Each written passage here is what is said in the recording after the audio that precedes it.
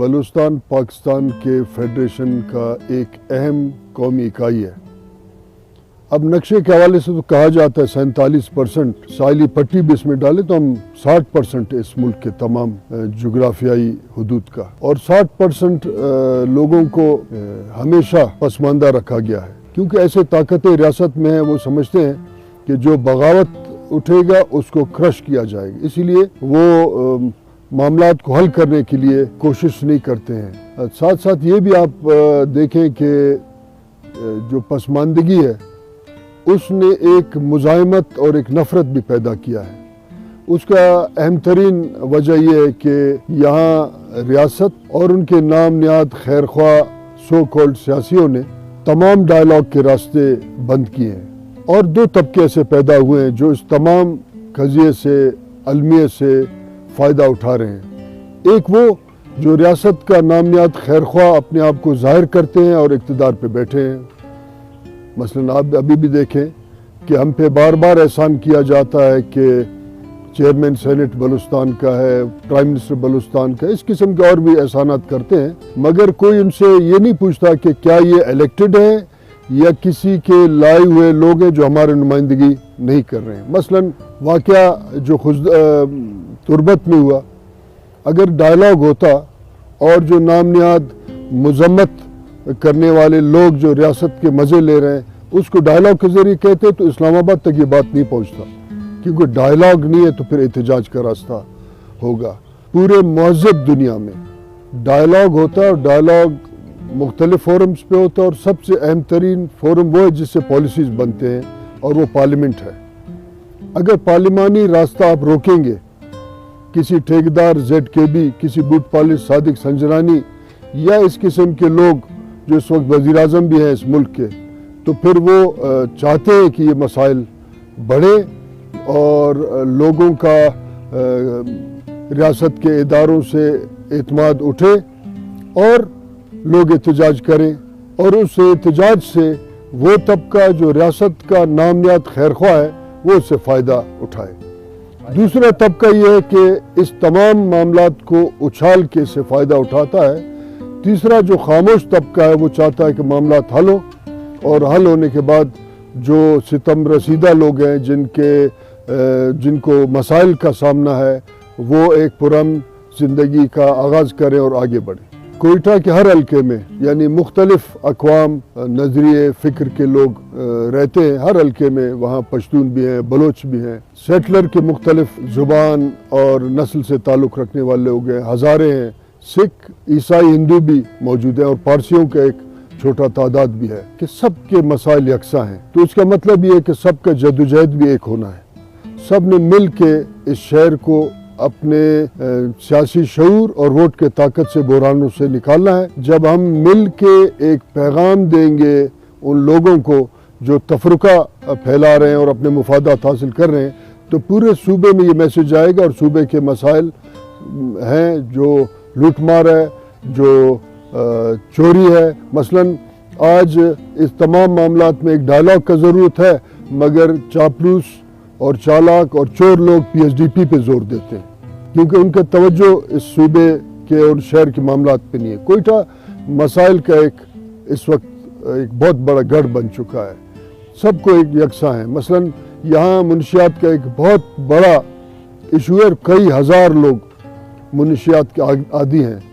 اب اگر منشیات بکھرے شہر میں تو پولیس کا اور منتخب نمائندہ کا یہ ذمہ داری ہے کہ وہ ان منشیات کے بحرانوں سے اس شہر کو آزاد کرے، کیونکہ منتخب نمائندہ یا نااہل ہے، کرپٹ ہے، یا وہ ان پولیس والوں سے ڈرگ مافیا سے ملا ہوا ہے، تو منشیات کا یہ مسئلہ حل نہیں ہو رہا ہے، کیونکہ منتخب نمائندہ، جعلی منتخب نمائندہ، وہ PSDP پہ توجہ ہے، باقی مسائل کو نہیں سمجھتا ہے۔ پھر یہاں جو سکولز ہیں، ہائی سکولز ہیں، ان کا اندرونی حالت بہت خراب ہے۔ ہاسپٹل کا انفراسٹرکچر موجود ہے مگر اس کو ٹھیک نہیں کیا جا رہا ہے۔ ہم یہ سمجھتے ہیں کہ کوئٹہ کے مرکز میں ایک بہت بڑا ہاسپٹل ہے، یہ state of the art hospital بن سکتا ہے اگر اس پہ توجہ دیا جائے۔ جو ہمارے ہائی سکولز ہیں ان پہ بھی توجہ دیں, منتخب نمائندہ خود جا کے ان کا دورہ کریں, اور میرے ایجنڈا میں ہے کہ ہم ان کو ٹھیک کریں گے. یہ بھی ایک اہمیت کا عامل ہے. ساتھ ساتھ جو پڑھے لکھے نوجوان ہیں ان کا بے روزگاری ایک بہت بڑا ایشو ہے, تو ان کو ٹیکنیکلی یعنی پروفیشنل اور ٹیکنیکل تعلیم دے کے ہم ان کو بیرون ملک بھجوا سکتے ہیں, کیونکہ بیرونی ملک جو ممالک ہیں جو ترقی کر رہے ہیں, جن کے پاس بہت وسائل ہیں, خلیج ہے یا ویسٹرن یورپ ہے یا امریکہ ہے, ان کے پاس ہیومن ریسورس کی کمی ہے, اور جدید جو ٹیکنیکل ذرائع ہیں اور جو تعلیم ہے اس بنیاد پہ تعلیم دے کے ان کو ٹریننگ دے کے ہم بیرون ملک بھجوا سکتے ہیں, اور وہ اپنے ملک کے لیے, صوبے کے لیے, شہر کے لیے زر مبادلہ لا سکتے ہیں. کوئٹہ آئندہ آنے والے سالوں میں ایک المیہ سے دوچار ہے. یہاں آبادی کو بے درخت کر دیا گیا, کوئی مینجمنٹ نہیں ہے, تو پانی کا بہت بڑا مسئلہ ہے. اس کو باقاعدہ ایک سٹی مینجمنٹ کے ذریعے کوئٹہ کے معاملات کو ٹھیک کیا جا سکتا ہے, کچھ ذہن سازی کیا جا سکتا ہے.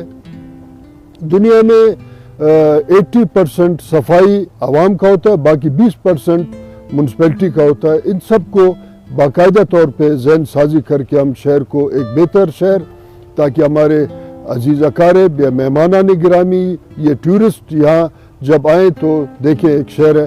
یہ ایک بہت بڑا آپریشن ہے اور بہت بڑا کام مانگتا ہے. یہاں پی ایس ڈی پی کا کوئی بس نہیں ہے. پی ایس ڈی پی تو نام نہاد منتخب نمائندے کے عزیز کے پیٹ میں یا جیب میں چلے جاتے ہیں. اس کو ایک سٹی مینجمنٹ کا میگا پروجیکٹ ٹھیک کر سکتا ہے, اور میں سمجھتا ہوں کہ ہم اور ہمارے ساتھی بہتری کی طرف اس شہر کو لے جا سکتے ہیں. دیکھیں, اگر بلوچستان کے ایشوز صرف نالی, نلکا, فٹ پاتھ ہوتا یا ٹرانسفارمر ہوتا تو آج کوئٹہ شہر میں مختلف اوقات پہ بڑے بڑے احتجاج ریاست اور ریاستی اداروں کے خلاف نہ نکلتے. میں سمجھتا ہوں کہ اس کو باقاعدہ اسٹیٹ مینجمنٹ کے پالیسی کے تحت پارلیمنٹ میں بیٹھ کے اس پہ سوچ اور وچار کر کے بلوچستان کے تمام ایشوز کو دیکھ کے اس پہ باقاعدہ پالیسی بنے, تو میں سمجھتا ہوں ہماری آبادی بہت چھوٹی ہے مگر ہمارے وسائل زیادہ ہیں, اور وسائل جو بچے کچھ ہیں اس کو بھی پی ایس ڈی پی ہڑپ کر جاتا ہے. اس پہ ایک باقاعدہ پالیسی بنے تو میں سمجھتا ہوں کہ اگلے 8 سے 10 سال میں ہمارا صوبہ باقی صوبوں سے آگے بھی نکل سکتا ہے. میں ووٹر سے یہ اپیل کرتا ہوں کہ پورے دنیا میں جمہوری حکومتیں اس وقت طاقتور ہوتے ہیں جب ووٹر اپنے ووٹ کے طاقت کو, اس کے اہمیت کو, اس کے تقدس کو سمجھ کے ووٹنگ کے دن وہ ووٹ اور رائے دینے جاتا ہے. 8 فروری کو 2024 کو جب ہمارے ووٹر نکلیں گے, ان کو 2 کام کرنا چاہیے. اپنے ذہن میں احتساب اور آنے والے دنوں میں انتخاب کرنا چاہیے. تو میں سمجھتا ہوں کہ ہم بہتری کی طرف جائیں گے. کچھ سیاسی دکاندار کوشش یہ کر رہے ہیں کہ سیاسی عمل کا حصہ اپنے آپ کو دکھائیں, اس کے بنیاد پہ ایک مصنوعی سا اتحاد بنا کے پھر ووٹر کے تقدس کو, ووٹر کے طاقت کو پامال کرنا چاہتے ہیں. ووٹر آگے بڑھے, اپنے ووٹ کے طاقت کو سمجھے, اور ووٹ کا طاقت آپ دیکھیں کہ جو دنیا میں ممالک ترقی یافتہ ان کے اندر پارلیمانی جمہوری نظام ہے, اس نظام نے خوشحالی بھی لایا ہے, اس نظام کے ذریعے وہ پورے دنیا پہ حکومت بھی کرتے ہیں. ہم کو احساس یہ ہو کہ ہم اپنے معاملات کو اپنے ہاتھ میں لیں, اور 8 فروری 2024 کو جب عوامی عدالت لگے گا, اس عوامی عدالت کے ذریعے ہم اپنا قسمت کا فیصلہ خود کریں, تاکہ ہم آنے والے نسلوں کے لیے ہم ایک بہتر مستقبل کا تعین کر سکیں اور اپنے لوگوں کے لیے خوشحالی لائیں. میں آپ کا مشکور ہوں.